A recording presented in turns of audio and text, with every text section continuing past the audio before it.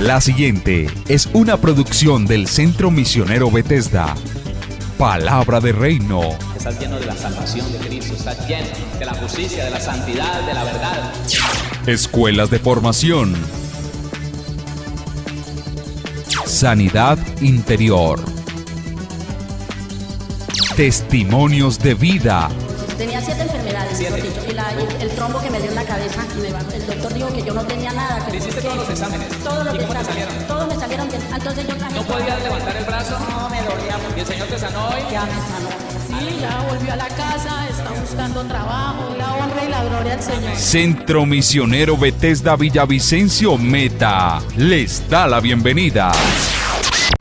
Y estamos hablando de el espíritu, aquel que tiene por encargo gobernar el alma con sus emociones, el espíritu. El espíritu, bueno, es el asiento de la comunión, la convicción y la conciencia. ¿Escuchó eso? El alma es el asiento de las emociones, la mente y la voluntad. El espíritu es el llamado a gobernar la vida del cristiano, a gobernar el alma del cristiano. Usted y yo seguimos teniendo alma. Ya no somos alma viviente, ahora somos espíritu vivificado por Dios. Amén. La situación está, hermano, es que aunque seamos espíritus vivificados, el alma puede estar gobernando en cualquiera de nosotros. ¿Y por qué? Si tenemos un espíritu vivificado. Porque el espíritu ha hallado tropiezos, ha hallado dificultades. Y estas dificultades se las pone el alma. El alma es el que le pone tropiezos al espíritu para que el espíritu no pueda gobernar esas emociones, esos pensamientos, esa voluntad. Le propongo algo, piense si alguna vez usted como cristiano, como cristiana, ha hecho algo que no quería hacer.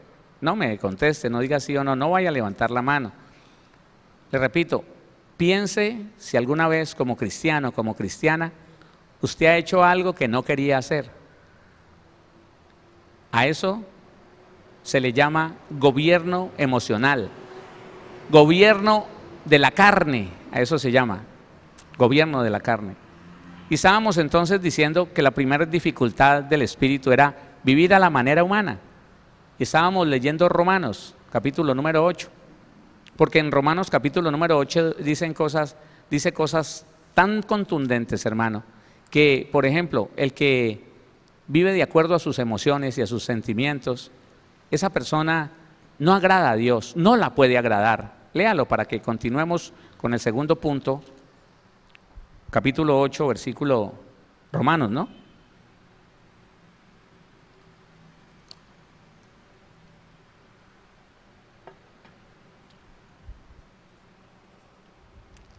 Versículo 7, 8:7.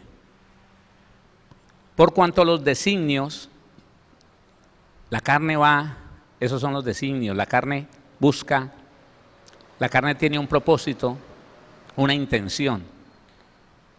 Y esas intenciones, esos propósitos se llaman designios. Por cuanto los designios de la carne, las intenciones de la carne, son enemistad contra Dios, porque no se sujetan a la ley de Dios, ni tampoco pueden. Una persona que vive de acuerdo a su humanidad, a su alma, a sus deseos, a sus emociones, a sus pasiones, jamás podrá agradar a Dios. Me parece que nos falta entender lo que dice Romanos capítulo número 8. Cuando dice que nosotros desagradamos a Dios cuando vivimos en la carne, cuando hacemos las cosas en la carne, la palabra vivir en la carne no significa vivir en adulterio, vivir en fornicación, no significa solamente eso. Claro, el que vive en pecado sexual vive en la carne, y más que en la carne vives en la misma desgracia, en el pecado, en la condenación. Lo que le estoy diciendo es que no hace falta cometer un pecado de los que usted y yo llamamos pecados grandes, no hace falta quebrantar un mandamiento grande, no hace falta para vivir en la carne. La Biblia dice que vivir en la carne es sencillamente vivir de acuerdo a mis deseos, a mis caprichos, a mi voluntad, a mis emociones. Eso es vivir en la carne. Una persona que no ora al Señor para tomar una decisión, una persona que no observa lo que dice la Biblia para reaccionar ante una situación que se le esté presentando, aunque no esté cometiendo un pecado de robo, aunque no esté mintiendo, es una persona que vive en la carne, porque no tiene en cuenta a Dios, porque toma decisiones porque cree que es lo mejor. Un negociante que toma decisiones porque dice, esto es lo mejor y yo me voy a aprovechar de que este precio está bajo y lo voy a vender más alto, y no le ora al Señor. No le dice al Señor, Señor, yo no quiero hacer mi voluntad, quiero que tú hagas tu voluntad a través de mí, guíame. Si no quieres que yo haga este negocio, estórbame, muéstrame algo que yo pueda saber que tú no quieres que yo haga este negocio. No, sino que dice, no, yo conozco, ¿para qué voy a molestar al Señor si Él vive muy ocupado? Entonces va y hace según lo que a Él le parece, y toma decisiones y negocia, y va y viene. Santiago tiene ese ejemplo. Ustedes que dicen, vamos y vamos a negociar y haremos, en vez de decir, si el Señor lo permite, ahí está la diferencia. Entonces, vivir en la carne no es solamente cometiendo pecados grandes, no, también cosas como tomar decisiones porque me parece que es lo mejor, reaccionar porque no me gustó algo, reaccionar y decir cosas que de pronto no son pecado, pero que hicieron sentir mal ese padre, esa madre, se sintieron irrespetados por ese hijo. No, pero mamá, pero papá, lo que pasa es que yo tengo que decirle la verdad y se las golpeó ahí. Eso es vivir en la carne, porque no está parado, alineado con los principios de la Biblia. Y la Biblia dice que el que vive en la carne no agrada a Dios. No, se convierte en enemigo de Dios.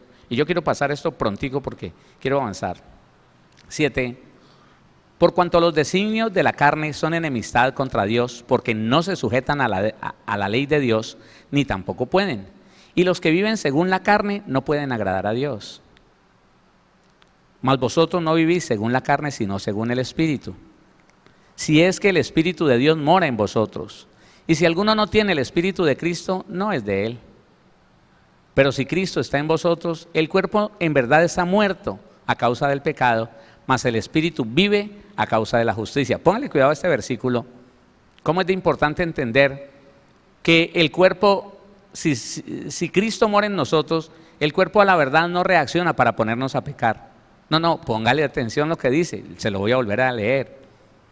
Pero si Cristo está en vosotros, el cuerpo en verdad está muerto. ¿A causa de qué?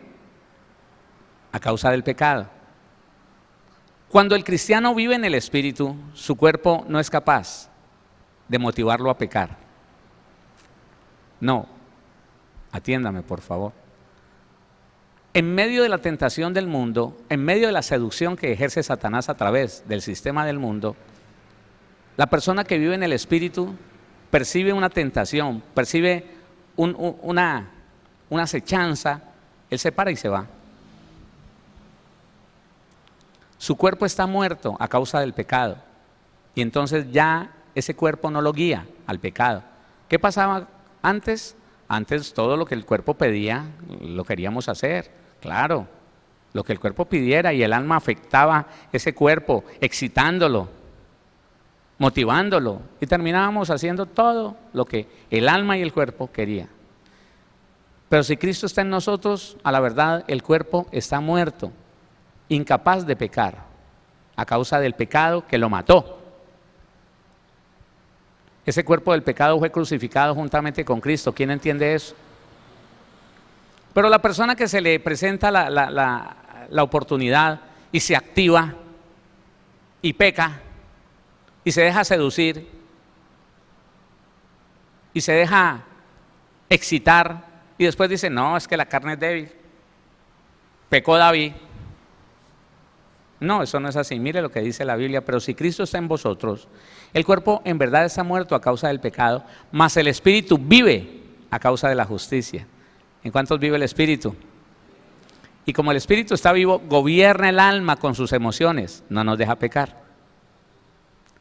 Entonces dice el 11, y si el espíritu de aquel que levantó de los muertos a Jesús mora en vosotros, el que levantó de los muertos a Cristo Jesús vivificará también, vivificará también vuestros cuerpos mortales por su espíritu que mora en vosotros. Mire, hermano, cómo es de importante tener estas cosas claras. Dice el versículo número 12, así que hermanos, deudores somos, no a la carne. Nosotros a la carne no le debemos nada. La carne nos metió en unos problemas bien delicados. A la carne no tenemos que pagarle nada, no tenemos que satisfacer la carne en nada y para nada. ¿Cuántos están entendiendo eso? Así que hermanos, deudores somos, no a la carne, para que vivamos conforme a la carne. Me gusta porque si vivís conforme a la carne, si uno vive de acuerdo a las obras de la carne, ira, pleito, contienda, enemistad, si ese esposo, esa esposa vive dejando de hablarle a su esposo, a su esposa, si ese compañero de trabajo cristiano vive con pleitos, con contiendas, vive en enemistad, con iras, practicando eso, dice la Biblia que la carne mata. Porque si vivís conforme a la carne moriréis, mas si por el Espíritu de Dios que está en ti, mas si por el Espíritu hacéis morir, hay que hacerlas morir, hermano, entiéndalo, no hay que disimularlas, por favor. El cristiano antiguo se le enseñó mal y le dijeron, hermano, controle la ira. No, el alma hay que controlarla, pero las obras de la carne hay que matarlas. Al alma no la podemos matar, pero las obras de la carne sí. ¿Quién puede matar las obras de la carne? El Espíritu de Dios que mora en ti. Así es. Entonces léalo, porque si vivís conforme a la carne, moriréis. Mas si por el Espíritu hacéis morir las obras de la carne, viviréis. No controle la ira es una obra de la carne, la ira hay que matarla. No controle las enemistades. ¿Usted cuánto hace que no le habla a esa persona? Porque quién sabe qué le hizo. Entonces le dejó de hablar. Le va a volver a hablar ahora, mañana que llegue y se vea con él o con ella, pero el domingo le va a volver a dejar de hablar porque lo van a seguir ofendiendo. Eso es practicar las obras de la carne. La enemistad es una obra de la carne. Dele muerte a la obra de la carne, llamada la enemistad, el pleito, la contienda, la ira, la envidia, los celos. Dele muerte, que ya no vuelvan a aparecer en su vida. Porque mientras que hagamos algo, hermano, mientras que vivamos conforme a la carne, vamos a morir. Vamos a morir. En Adán todos morimos. En Cristo Jesús todos somos vivificados. ¿Quién dice amén? Dice el versículo 14, porque todos los que son guiados por el Espíritu de Dios, esos son hijos de Dios. Otra vez, y los que son guiados por la carne, ¿hijos de quién? No lo tome así. Analice lo que está diciendo la Biblia, no me crea a mí. Yo lo único que estoy haciendo es motivarlo a usted para que lea la Biblia y la entienda. Es solo eso. Yo no estoy dando una interpretación diferente a lo que dice la Biblia. La Biblia dice, porque todos los que son guiados por el Espíritu de Dios, personas que nos movemos de acuerdo a los principios bíblicos, de acuerdo a lo que hemos leído, personas que reaccionamos de acuerdo a lo que está escrito, en paz, reflexivos, prudentes, sensatos, pacientes, las virtudes del fruto del Espíritu Santo, ¿sí? Con mansedumbre, con humildad, llenos de fe. Dice la Biblia, esos que se dejan guiar por los principios bíblicos, por el Espíritu, bueno, esos son hijos de Dios. ¿Y qué de los cristianos que diciendo que son cristianos, que yendo a una iglesia cristiana, son conocidos en su casa, en su trabajo, como, ella es una chispita, ¿oyó? Él es muy buena persona, pero no le haga dar rabia porque, Dios mío, eso Y es bien delicado, no le hable, tenga cuidado. Él vive de acuerdo a las emociones, él está con sus emociones activas. Lo que no le gusta inmediatamente lo rechaza con enojo, con mal genio. Él no vive según los principios bíblicos, él vive según el estado de su alma. Si los que vivimos conforme al Espíritu somos hijos de Dios, entonces ¿qué son? Los que son guiados por la carne, los que son guiados por el Espíritu, sus emociones, los que dicen es que no es justo, los que dicen no, es que yo me lo merezco, es que yo soy manso pero no menso, es que olvídese, yo soy tonto pero no tanto, ya no aguanto más, olvídese. Busque la respuesta a usted. Si los que somos guiados por la palabra, por los principios bíblicos, somos hijos de Dios, ¿de quién son hijos los que son guiados por las emociones, por la carne? Ahí está. Seguimos. Dificultades del espíritu. Ya vimos, vivir a la manera humana. Ahora sigue, segunda dificultad del espíritu. El doble ánimo. Es una dificultad que tiene el espíritu y no le permite gobernar el alma, no le permite gobernar las emociones del alma. El espíritu fue diseñado para gobernar el alma y llevarla a la conversión total, a la salvación. Tu espíritu, sí. Y el Espíritu Santo es un refuerzo que nos dio el Señor. El Espíritu Santo es el que nos hace invencibles. Somos más que vencedores con Él. Hola, somos más que vencedores en Él. Eso, pónganle cuidado. Pero mi espíritu renovado, el espíritu que Dios me dio a mí como ser humano, está diseñado para gobernar el alma y no permitirle que haga lo que ella quiere. Pero me estorba vivir a la manera humana, a la manera de las emociones, como primera medida. Y dos, vivir en un doble ánimo. ¿Qué es eso? Santiago capítulo número 1, vaya allá, que ya le voy a explicar qué es vivir bajo el doble ánimo.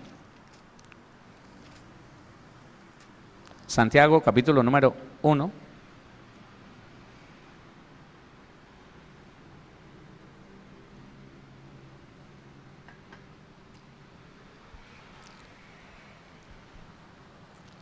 Versículo número 6. 5. Y si alguno de vosotros tiene falta de sabiduría, pídala a Dios, el cual da a todos abundantemente y sin reproche. ¿Qué pasa si le pedimos a Dios? ¿Qué pasa? ¿Qué pasa? Nos da, ¿sí o no? Si a usted no le da, a mí sí me da. ¿A usted también le da? Pero pidámosle. Dice, y si alguno de vosotros tiene falta de sabiduría, pídala a Dios, el cual da a todos abundantemente y sin reproche. Él no nos reprocha. Él no nos dice, sí, ve, ¿para qué pidió? Mire, vea, todo lo que está pidiendo. No, Él no es así. Y nos será dada. Versículo 6, pero pida con fe, no dudando nada. Póngale cuidado que aquí empieza el problema. Pero pida con fe, no dudando nada, porque el que duda es semejante a la onda del mar, a lo que usted llama como ola, lo que usted conoce como la ola que va y viene. Es semejante a la onda del mar, que es arrastrada por el viento y echada de una parte a otra. No piense, pues, quien tal haga, que recibirá cosa alguna del Señor. Medita en eso. Viene el resto. El hombre de doble ánimo es inconstante en todos sus caminos. El hombre de doble ánimo, la palabra ánimo viene de ánima. Ánima viene de alma. ¿Sabe de qué estaban hablando las viejitas cuando decían las benditas ánimas del purgatorio? Las benditas almas del purgatorio. Almas de los muertos, según ellas eran las almas de todos los muertos que se quedaban en este plano, aquí pidiendo rezos y oraciones. Las viejitas creían eso, las ancianitas. Y por eso ponían agua, ponían para las benditas ánimas. Y la palabra ánima es alma. Usted ya sabe que aquí en este terreno, en este plano espiritual, no existe almas de ningún muerto, no existen. Todas pasaron al lugar donde les corresponde. Y lo único que hay aquí en el mundo espiritual está el Espíritu de Dios. Cuando algún cristiano invoca ángeles para su servicio, y están los demonios. Eso es lo que hay. No hay almas de difuntos, no las hay. Entonces, está hablando de ánima, alma. El hombre de doble alma, ya no está hablando solo de las emociones, está hablando de toda el alma. El hombre de doble pensamiento, doble voluntad y doble sentimiento, ese tiene dos almas. El hombre de doble ánimo es inconstante en todos sus caminos. El versículo 7, no piense pues quien tal haga que recibirá cosa alguna del Señor.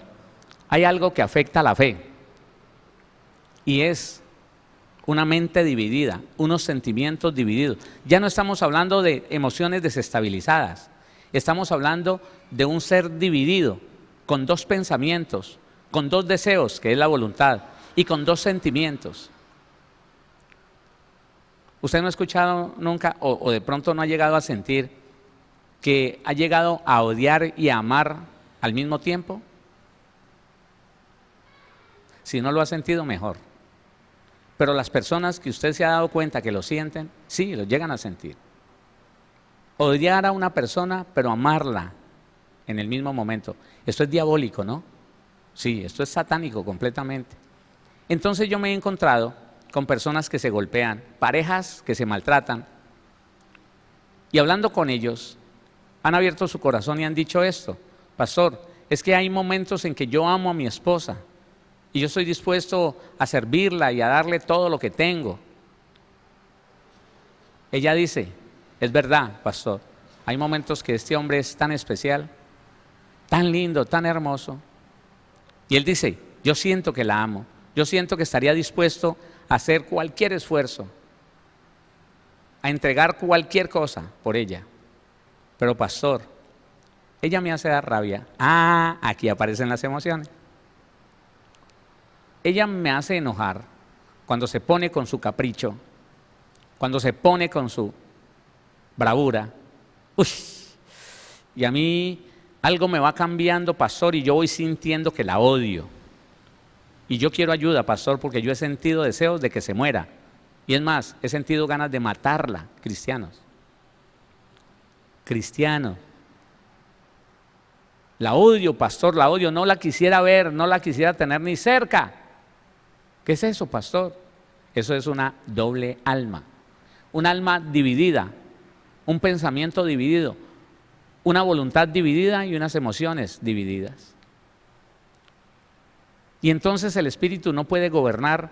¿Por qué? Porque ¿a quién gobierno? ¿A esta alma o a la otra? ¿A quién gobierno? ¿Al que ama mucho o al que odia hasta el punto de desear la muerte? Y entonces la situación se torna tan difícil porque esa persona de doble ánimo, otra vez, esa persona con dos almas, va a tomar decisiones diferentes. Usted sí sabe que esas son las personas que diagnostican con bipolaridad. Claro, esto es. Entonces, unos momentos están bien. En otros momentos no están bien, están mal. Hay una parte de ellos que está contento, que hasta tiene fe, pero de un momento a otro cambia y ya están irritables, enojados, no soportan nada, no quieren a nadie, se apartan de todos, se encierran. Pero qué raro, amaneció y entonces vino, pidió desayuno, mamá, vamos a jugar, al hermanito menor, quiere salir, quiere disfrutar. Tan raro. Y esa alma dividida, entonces no le permite al ser humano ser gobernado ni por su espíritu renovado en Cristo, óigame, ni por Dios. No, no le permite. Es allí donde hay que hacer un proceso diferente para quitar ese gobierno espiritual. Es un gobierno espiritual, son demonios. Ese gobierno espiritual, para quitarlo de sobre el alma de esa persona, para que ya deje de tener un alma dividida, un alma que piensa dos cosas diferentes, que siente dos cosas diferentes, que desea dos cosas diferentes y al final no sabe qué. Yo conocí el caso de alguien que decía que decía que tenía una, no bipolaridad, sino una multipolaridad, que porque en él se manifestaban 3 clases de personas. Esos son demonios, hermano, directamente ya son demonios. Pero usted estará preguntándose, ¿un cristiano podrá estar en una situación así? Sí. No poseído totalmente por un demonio, pero sí en la situación de que sea influenciado por un demonio para que en un momento dado piense de una manera, esté de acuerdo con lo que dice la familia, pero en determinado momento lo influencia, no lo posee. Si nació de nuevo no lo puede poseer.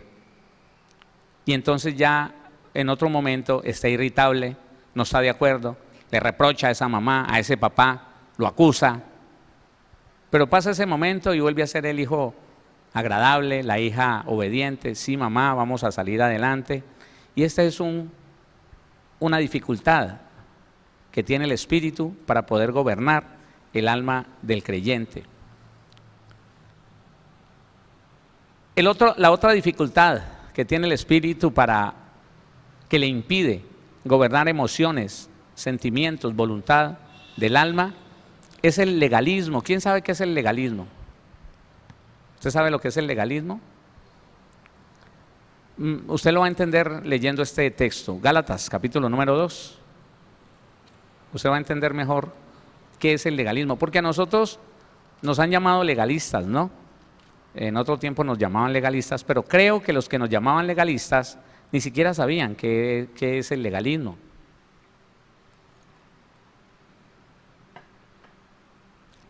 Gálatas, el capítulo número 2. Vamos a leer desde el versículo número 11. Gálatas 2, 11.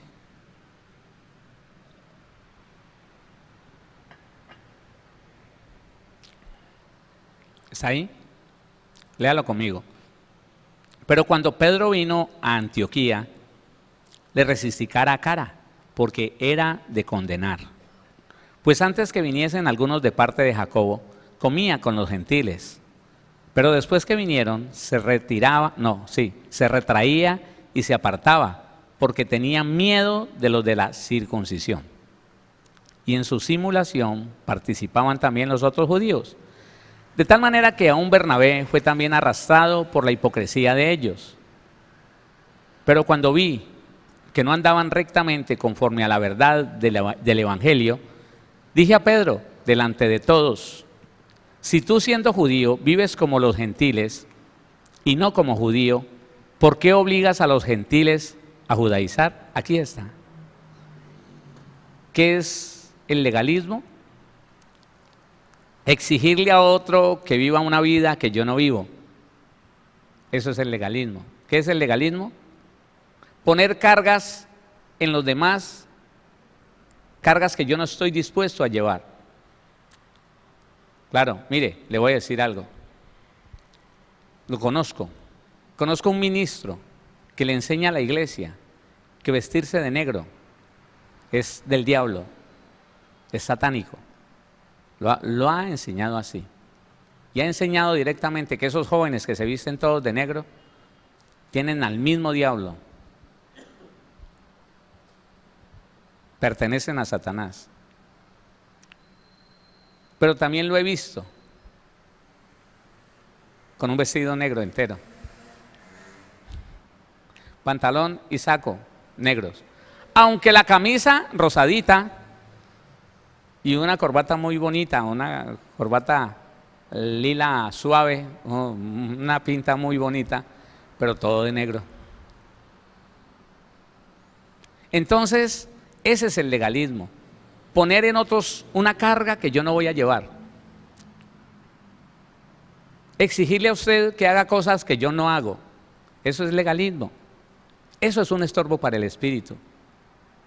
Usted sí sabe una cosa, hermano, que la persona que le exige a otro cosas que él no está dispuesto a llevar, no puede ser gobernado por el espíritu. No. Bloquea el fluir del espíritu en ese cristiano porque él está siendo legalista e hipócrita. Léalo por la palabra. ¿Qué le dijo Pablo a Pedro? ustedes en su simulación, ¿qué es la simulación? Hipocresía, apariencia, eso es. Y esa apariencia, esa hipocresía, no le permite al Espíritu fluir, no le permite al Espíritu Santo llenar nuestro espíritu con la presencia de Dios para poder ser sinceros. No, no puede. Léalo y verá. Otra vez desde el versículo número 11. Pero cuando Pedro vino a Antioquía, le resistí cara a cara, porque era de condenar. Pues antes que viniesen algunos de parte de Jacobo, comía con los gentiles, pero después que vinieron, se retraía y se apartaba, porque tenía miedo de los de la circuncisión. Y en su simulación, hipocresía, y en su simulación participaban también los otros judíos, de tal manera que aún Bernabé fue también arrastrado por la hipocresía de ellos. Pero cuando vi que no andaban rectamente conforme a la verdad del Evangelio, dije a Pedro delante de todos: si tú, siendo judío, vives como los gentiles y no como judío, ¿por qué obligas a los gentiles a judaizar? Qué gran pregunta. Entonces déjeme decirle que las personas que nos han dicho a nosotros, legalistas, no saben lo que dicen. Porque nosotros, oiga, nosotros lo que le hemos pedido a la iglesia que hagan, lo hacemos nosotros.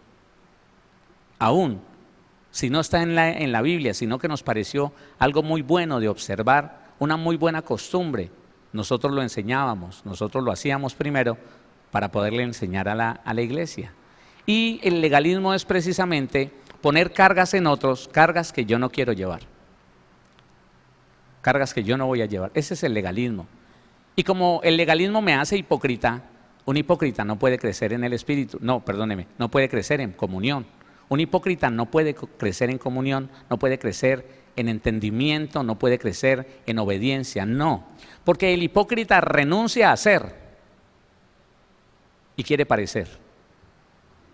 Claro, Pedro lo que quiso fue dejar de ser un verdadero cristiano, dejar de caminar hacia ser un verdadero cristiano y se dedicó a aparentar que era un buen cristiano o más bien un buen judío, y ni una cosa ni otra.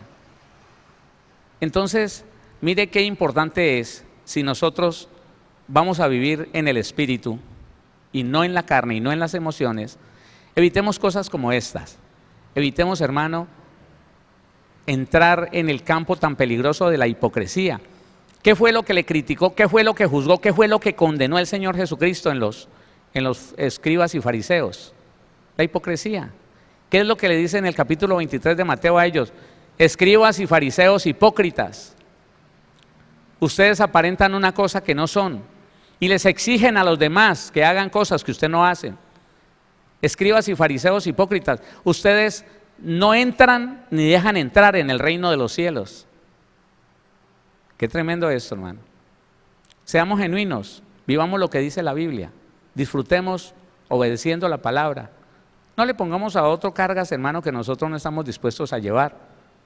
Para eso lo mejor es no enseñar más allá de lo que dice la Biblia. Para eso lo mejor, hermano, es enseñar solo lo que el Señor me dice en su palabra. ¿Quién dice amén a eso? Sí, es así, hermano.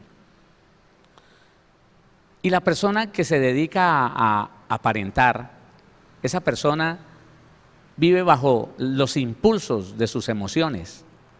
Claro, vive bajo los impulsos de sus emociones. Una persona, hermano, que va a salir, yo tengo una cantidad de ejemplos.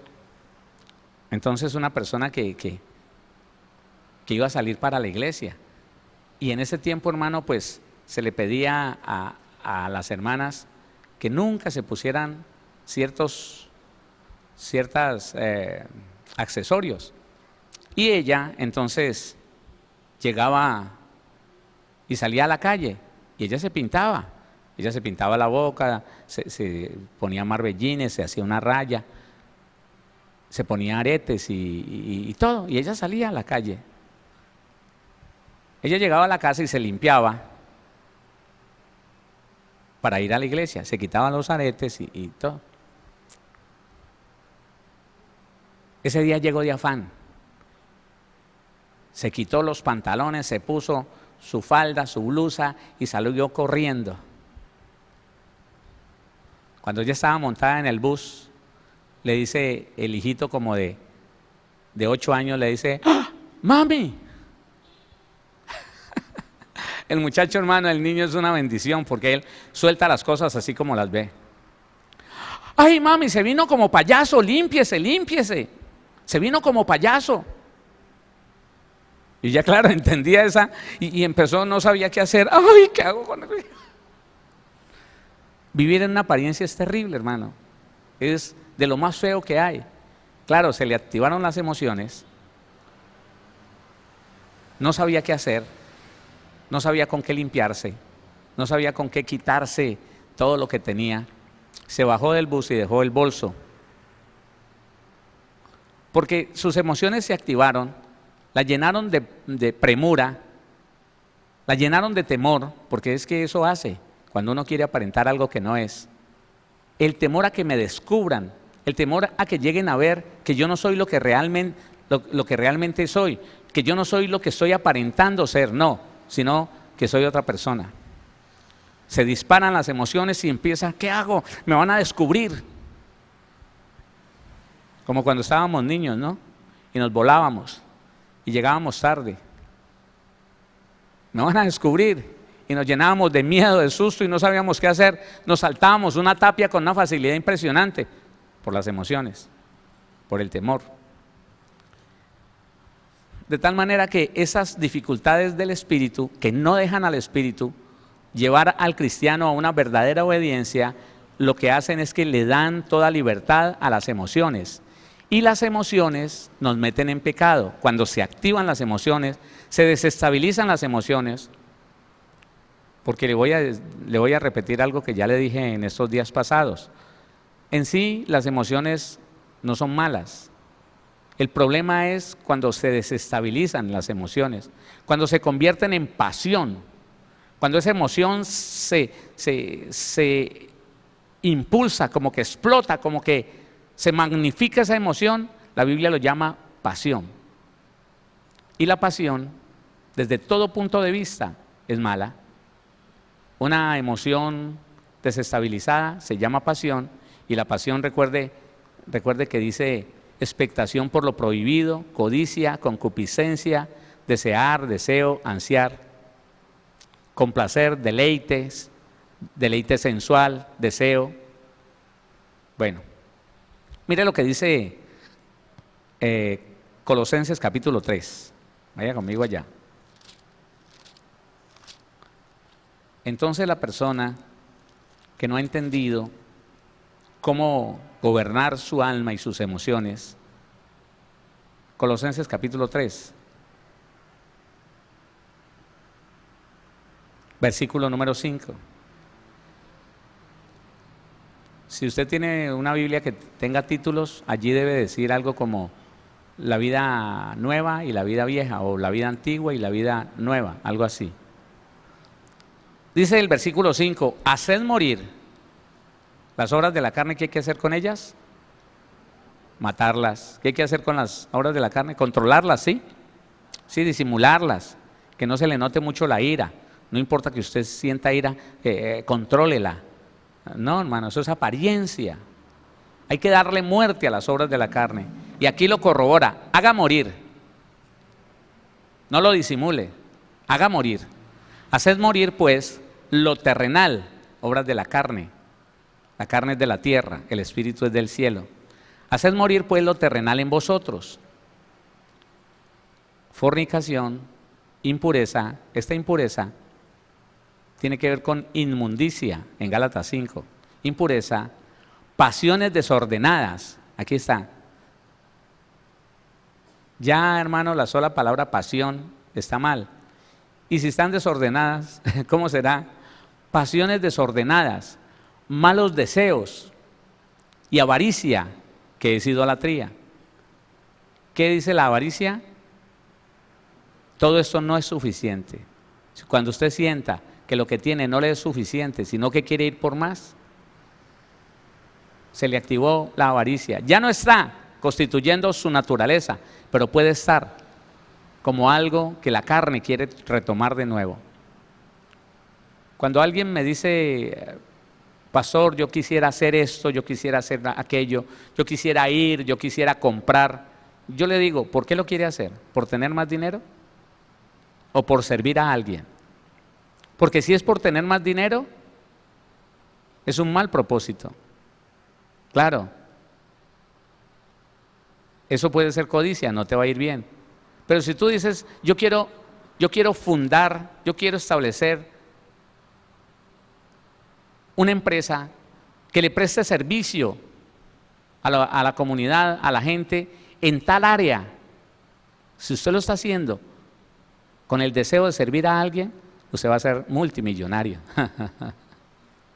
Pero si su intención es enriquecerse, va a vivir pobre. Porque la Biblia dice que la codicia es idolatría. El deseo de más dinero es idolatría y le va mal. Mire que gente, yo no sé si serán cristianos, pero no, yo he averiguado que no. Las personas más ricas de esta tierra fundaron empresas y crearon, óigame, productos solo pensando en la necesidad de la gente. Pero la emoción del querer tener más, que yo quiero y quiero vender esto porque yo quiero conseguir y me quiero comprar un carro. Si primero que comprarse un carro, que no es malo, tener el mejor, si antes de comprar un carro su deseo es servir a alguien, entonces ese es el principio correcto. Allí no hay una pasión desordenada. Allí no hay una emoción desestabilizada, quiero y entonces voy a hacer. Porque la persona que funda una empresa con el deseo de tener dinero, ¿sabe qué? Empieza a engañar a la gente. Empieza a dar un mal producto por un precio tremendo. Y trata de engañar. Y trata de hacer creer que es un buen producto cuando es un mal producto porque lo que necesita es tener mucha ganancia. Ahí hay una emoción desestabilizada. Ahí hay una pasión. Y por esto es que muchos cristianos que dicen, hombre, es que yo quería, yo fundé, yo hice, yo levanté una empresa, pero ¿cuál era la intención? La intención era una emoción llamada codicia, avaricia, o era el deseo de servir. Y dice, siga leyendo conmigo. Versículo 6, cosas por las cuales la ira de Dios viene sobre los hijos de desobediencia. Mire cómo está diciendo que todas esas emociones desordenadas que se convirtieron en obras de la carne, activan la ira de Dios. Claro, dice, cosas por las cuales la ira de Dios viene sobre los hijos de desobediencia, en los cuales vosotros también anduvisteis en otro tiempo, eso ya es del pasado, en otro tiempo cuando vivíais en ella. Pero qué bonito leer el 8. Pero ahora, hoy, dejad también vosotros todas estas cosas: ira, enojo, malicia, mala disposición de ánimo, malicia, blasfemia, palabras deshonestas de vuestra boca. No mintáis los unos a los otros, habiendo despojado del viejo hombre con sus hechos. La mentira viene, hermano, por una emoción activada allí, una emoción, un deseo de engañar, de conseguir algo. La mentira siempre se hace con un propósito no bueno. La mentira siempre se activa en un cristiano porque ese cristiano aceptó ir tras un propósito que no es bueno. Porque el que engaña no puede decir que es que engañó por una causa noble. Como el que miente no puede decir que fue una mentira blanca. Es una mentira que no afectó a nadie. Eso sí es una mentira. Entonces yo quiero dejarle que aquí no paramos. Esto apenas es como la introducción de un gran tema que se llama las emociones. Yo quiero dejarle como en una perspectiva de la necesidad que tenemos los hijos de Dios de caminar en esta tierra gobernando nuestras emociones, no dejándonos gobernar por nuestras emociones. Porque la persona que se llena de razones y dice, es que no es justo, es que tampoco es que yo soy bobo, yo no vuelvo a saludar a la fulana o al sultano por esto, por aquello, por lo otro, y se llena de argumentos, esa persona no está gobernada por el Espíritu de Dios, no está gobernada por su espíritu, no anda en el espíritu, anda en la carne. porque sus reacciones son de acuerdo a lo que percibe en sus sentidos naturales.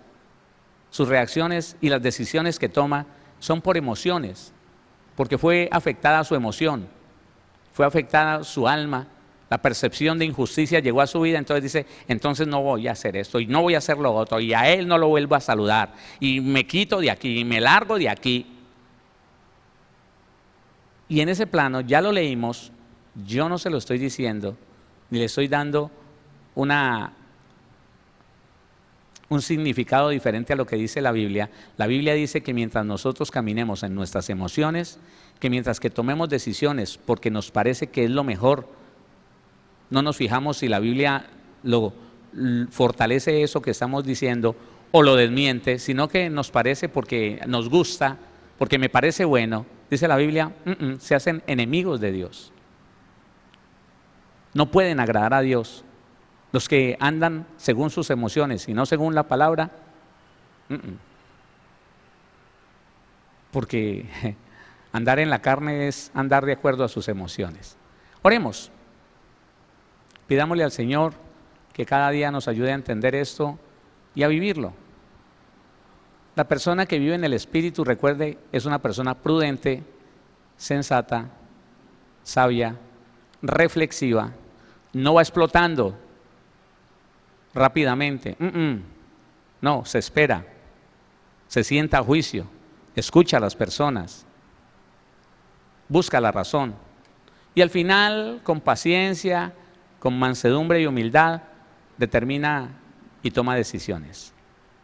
La persona en la carne siempre explota, siempre se exaspera, siempre se impacienta, se enoja y todo lo demás que conocemos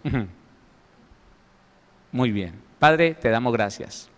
En el nombre de tu Hijo, nuestro Señor Jesucristo, te damos gracias por tu palabra, Señor, porque con tu palabra no tenemos el riesgo de equivocarnos, porque si atendemos a tu palabra no tenemos riesgo, Señor, de cometer errores, sino que siguiendo la verdad de tu palabra, Señor, somos edificados unos a otros, Señor, siendo, Señor, dirigidos por tu Espíritu Santo a toda verdad y llenándonos de esa verdad, Señor, vamos a vivir una vida, Señor, de testimonio, una vida en el Espíritu y no en la carne, una vida, Señor, que está alineada con tus principios, con tus propósitos, con la verdad de tu palabra, con tu voluntad perfecta, Señor. Mientras que en otro tiempo, ya no, Señor, en otro tiempo, reaccionábamos porque no nos gustaba algo, porque nos daba ira, porque estábamos tristes, Señor, porque estábamos nostálgicos o melancólicos. Tal vez reaccionábamos porque estábamos muy alegres y nos comprometíamos a cosas que al final nunca cumplíamos. Padre, pero ya es tiempo, Señor, de cambiar. Ya es tiempo, Señor, de llenarnos de tu palabra, Señor, de tu Espíritu Santo y guiarnos, Señor, a través de tu verdad, tomando decisiones no por emociones, sino por principios bíblicos. Señor, reaccionando no por emociones, sino conforme a la verdad de tu palabra. Señor, y viviendo una vida donde podamos mostrar tu gracia, tu gloria, Señor. Hombres prudentes, sensatos, reflexivos, mujeres, Señor, que dejan testimonio donde van, Señor mío, y no esas mujeres que eran conocidas por su mal genio, por su irascibilidad, Señor, por su contienda, por su pleito, por su cantaleta, Señor. No, ya no, Señor amado. Hoy hemos entendido estos tiempos, Señor, y seguiremos entendiendo que tu propósito, Señor, es alinearnos contigo, con tu palabra. Llénanos de tu presencia, Señor. Llénanos de tu gracia, de tu gloria. Ayúdanos, Señor, a avanzar cada día. Ayúdanos a dejar de lado aquello que también conocimos. Ayúdanos, Señor, Padre Celestial, a renunciar a esa forma que también, Señor, llegamos a vivir, Padre, que no era necesario ni esforzarnos para reaccionar, para explotar, Señor, en ira, en pleito, en contienda. Señor, ya no lo vamos a hacer así. Ahora, Señor, lo vamos a hacer de acuerdo a tu palabra, de acuerdo a tus propósitos, benditos, Señor, para la gloria de tu nombre, bendito Dios, para testimonio en medio de tu pueblo, Padre Celestial, para la edificación del cuerpo de Cristo, Señor, siendo nosotros el ejemplo para otros, Señor, siendo nosotros, Señor mío, Padre, esas primicias de vivir en el Espíritu realmente y no en la carne. carne. Padre, bendice a todo tu pueblo aquí en este lugar, a través de la radio, de la web, Señor. Bendice las familias, bendícelas, Señor, con la capacidad de vivir en el Espíritu, llenos de tu Espíritu Santo, Señor, guiados por Él, Señor, y no llenos de emociones, no llenos, Señor, de pasiones, no llenos, Señor, de propósitos contrarios, Señor, a tu palabra, Padre Celestial, no explotando, Señor, en ira, en pleito, en contienda, no, Señor. Ahora, Padre Celestial, creemos, Señor, que tú has abierto los ojos de la iglesia para que podamos vivir de acuerdo a tu palabra, de acuerdo, Señor, al propósito que tienes para estos últimos tiempos. Te bendecimos, Señor. Te damos gloria, honor, alabanza, exaltación. Te pido que fortalezcas la vida de mi hermano, de mi hermana. Te pido que fortalezcas las relaciones en medio de tu pueblo, Padre Celestial, que limpie, Señor, de contienda, de pleito, Señor, nuestra vida, nuestras relaciones, y que nos lleves, Señor, por caminos de bendición, por caminos donde podamos caminar en el Espíritu y no en la carne, para la gloria de tu nombre, en el nombre de Jesús de Nazaret. Gracias, poderoso Dios. Gracias, bendito Señor. En el nombre de Jesús. Amén.